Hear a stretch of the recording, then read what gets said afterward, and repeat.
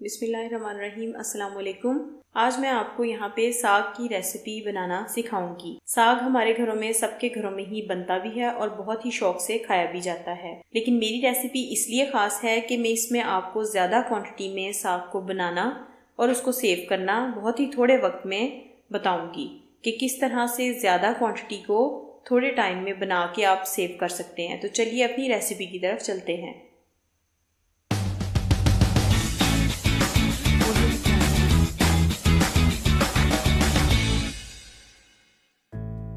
मैंने यहाँ पर 6 केजी साग लेके उसको अच्छी तरह से काट के और धो के देचके में डाल दिया था और अब उसको हमने चूल्हे के ऊपर चढ़ा दिया है। इसमें मैंने 2 बड़े बाउल, जो बर्फ जमाने वाले आपके पास बाउल होते हैं, प्याले, उसके अंदर आपने 2 बाउल इसमें पानी डाल देना है और उसको अच्छे से पकने के लिए रख देना है। तकरीबन इसको आपने 6 से 7 घंटे के लिए दरमियानी आंच पे पकने के लिए रख देना है। 6 से 7 घंटे गुजर चुके हैं और साग देखें उसकी क्वांटिटी कितनी थोड़ी रह गई है। देचका भरा हुआ था और अब देखें बिल्कुल ये नीचे चला गया है और काफी अच्छे से ये गल भी गया है और इसका पानी भी बहुत ही थोड़ा रह गया है। अब यहाँ पे मैंने तकरीबन 1 पाव हरी मिर्चें, जिसकी मैंने डंडियां तोड़ के इसके अंदर डाल दी हैं और डालने के बाद उसको भी मैं थोड़ी देर के लिए पकने के लिए रख दूंगी। तकरीबन आधा घंटा और पकने के लिए उसको रखना है। आधा घंटा हो चुका है। 1 प्याली खुश्क आटे की इसके अंदर डाल लेनी है। अब मैंने साग को थोड़ा थोड़ा करके ब्लेंडर वाले जग में डाल के हल्का हल्का ग्राइंड कर लेना है।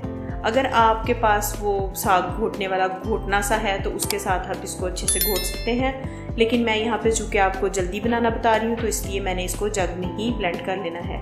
लेकिन आपने इसको बिल्कुल पेस्ट नहीं बनाना, बस मुनासिब सा थोड़ा थोड़ा सा आपने इसको ब्लेंड करते जाना है और ब्लेंड करके आपने इसको देचके में डालते जाना है। जब आपका सारा अच्छे से ब्लेंड हो जाए तो ब्लेंड करने के बाद आपने इसको फिर तकरीबन 10 से 15 मिनट के लिए इसको पका लेना है और पकाने के बाद आप इसको मुख्तलिफ डब्बों के अंदर डाल के फ्रीज भी कर सकते हैं, ठंडा करके और डब्बों में डाल के फ्रीज कर लें। उसके बाद जब आपका दिल चाहे अपनी क्वांटिटी के मुताबिक आप निकालें और निकाल के उसको तड़का लगा सकते हैं। तड़का लगाने के लिए मैंने यहाँ पर सबसे पहले 2 दरमियाने साइज़ के प्याज लिए हैं और प्याज लेके उनको मैंने ऑयल में डाल के नरम कर लिया है।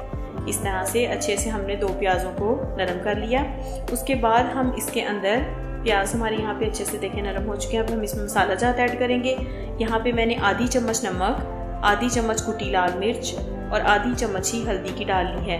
मिर्च और नमक हमारे पास पहले ही उसके अंदर ऐड था साग में, इसलिए उसके मुताबिक हमने यहाँ पे ऐड किया है। आप अपने मुताबिक अपने सालन में ऐड कर सकते हैं।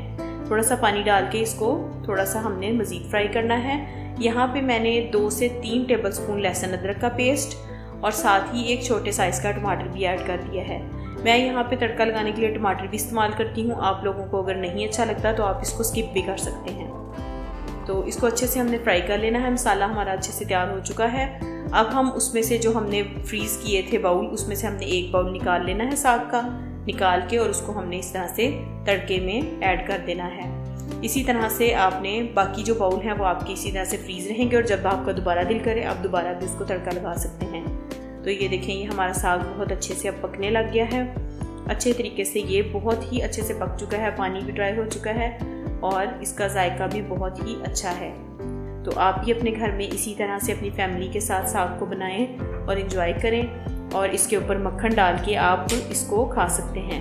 मक्खन के लिए मेरी रेसिपी आपको मिल जाएगी, ऊपर आई के बटन पे क्लिक करेंगे तो आपको मेरी मक्खन की रेसिपी भी देखने को मिल जाएगी। अगर आपको मेरी रेसिपी अच्छी लगे तो इसे लाइक और शेयर ज़रूर किया करें और अगर आप मेरे चैनल पे नए हैं तो इसे सब्सक्राइब भी कर लें और साथ लगे बेल के बटन को दबाना ना भूला करें। उससे नई आने वाली रेसिपी बिल्कुल फ्री में देखने को मिलेगी। अपना ख्याल रखिएगा अगली वीडियो तक के लिए। अल्लाह हाफिज़।